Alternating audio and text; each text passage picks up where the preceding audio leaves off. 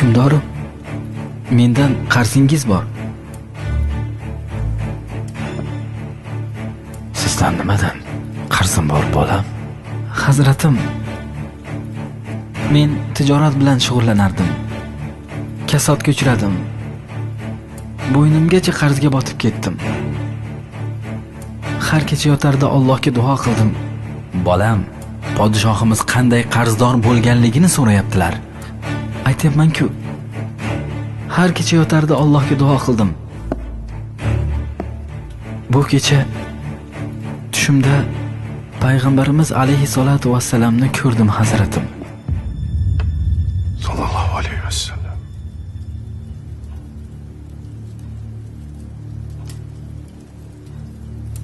Menga dedilar-ki, Hamidimizga ayt. Har kecha aytadigan salovat va zikrni bu kecha aytmadi, unutdi. Bor ehtiyojingni undan so'ra dedilar.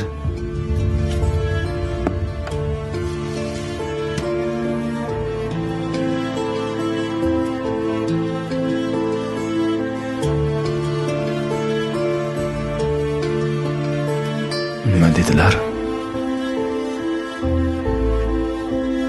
Hamidimiz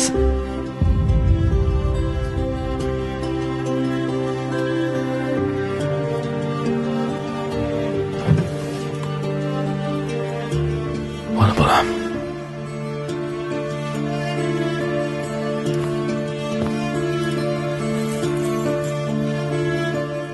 Nima deganlarini yana qaytara olasanmi? Hamidimiz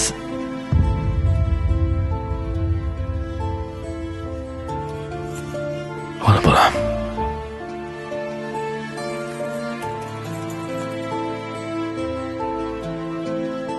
Yana bir marta qaytar. payg'ambarimiz alayhissalomni tushimda ko'rdimda, Hamidimiz dedilar.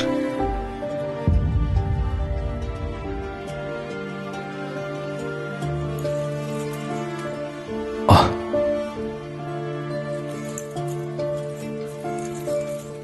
Yana takror qaytar.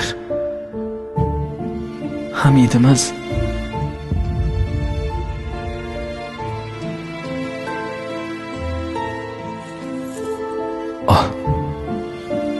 O'g'lim, shuncha olgan narsalarim yetmaydimi? Yetti vazirim, qarzlarim borib hammasini uzaman.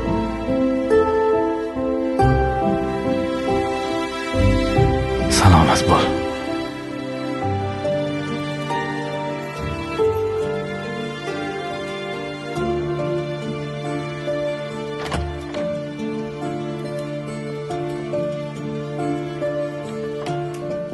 Hukmdorim, Qo'yib bersa boringizni olar edi. sen nima deyapsan, ey vazir? Xudo haqqi. Agar saltanatimni yarmini so'rasa berardim. Kecha ish bilan charchab o'tirgan joyimda uxlab qolibman. Salovatni unutibman.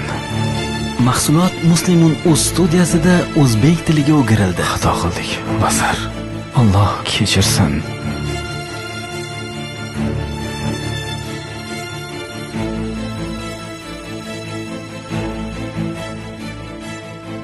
Payg'ambarimiz sallallohu alayhi va sallam shunday marhamat qildilar.